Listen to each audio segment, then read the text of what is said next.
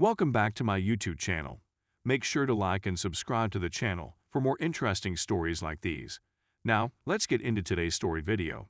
Moving on from a betrayal most foul, long but worthwhile read, I've been told. I've been separated from my ex-fiancée for 4 years now. I was young, foolish, and desperately in love.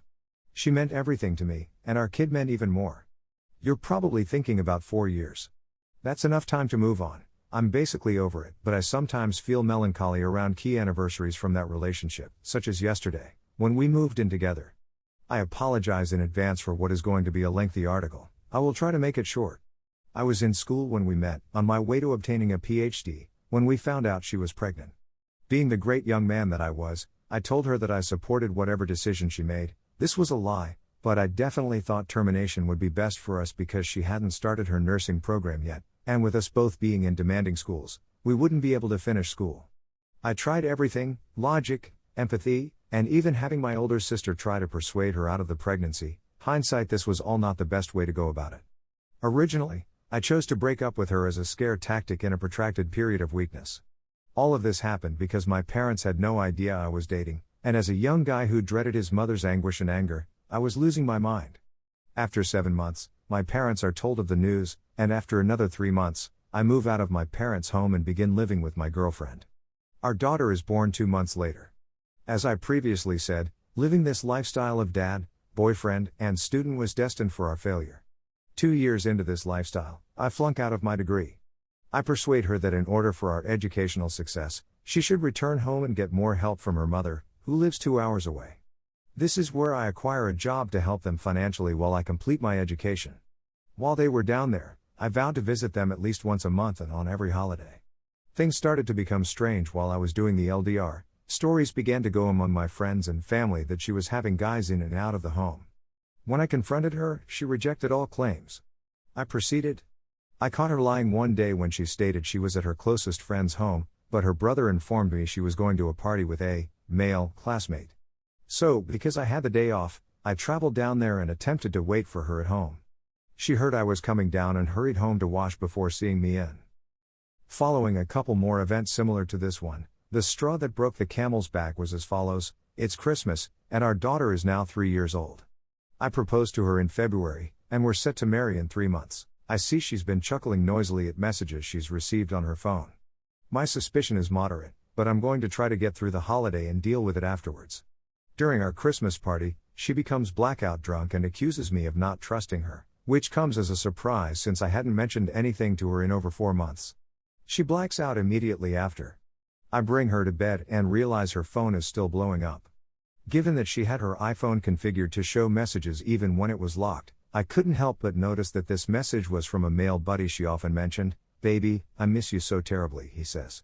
I'm furious at this point, so I try to emulate her and see what I can get out of him. Me, as her, I miss you as well. Him, is your boyfriend still sleeping? I'd want to come through. Me, he's going to go to bed, you have around 40 minutes.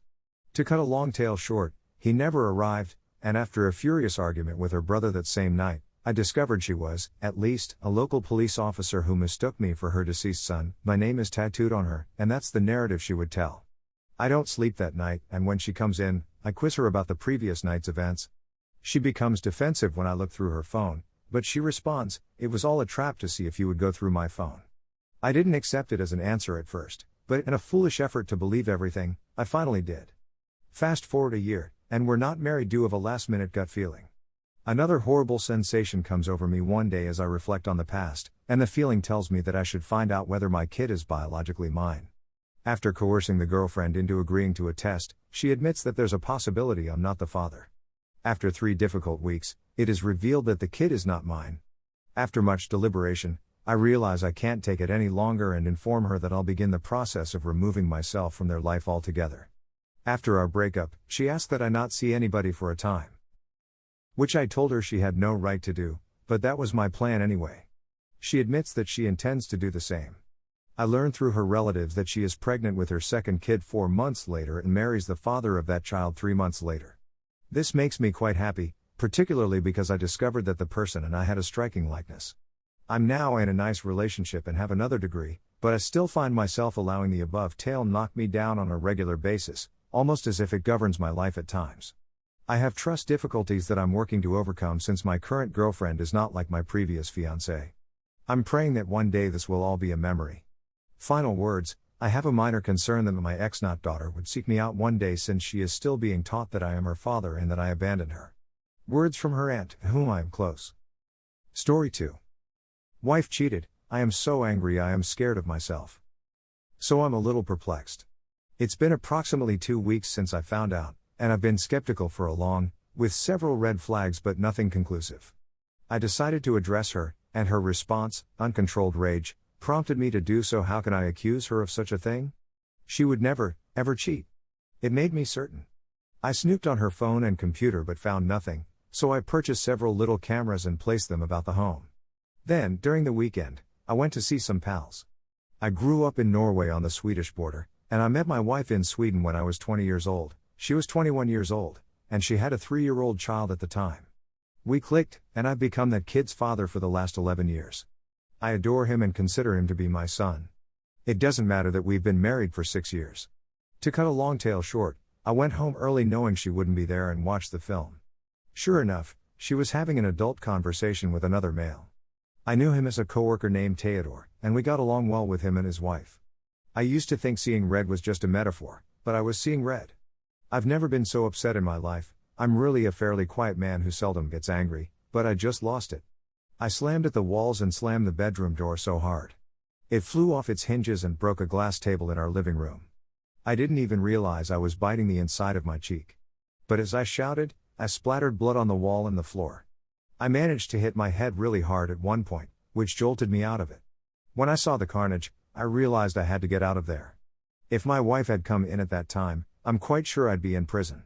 In the best case scenario, there is domestic violence. In the worst case scenario, there is murder. I immediately packed a bag with necessities and my laptop. I deal with simulation and modeling, and my computer is custom, which I need to complete my job. I emailed a copy of the tape to Theodore's wife, but I didn't include anything else in the message other than your husband is cheating on my wife. I ran into my kid right outside our apartment complex, hugged him, and told him I would always love him, but his mother was cheating on me, so I had to go.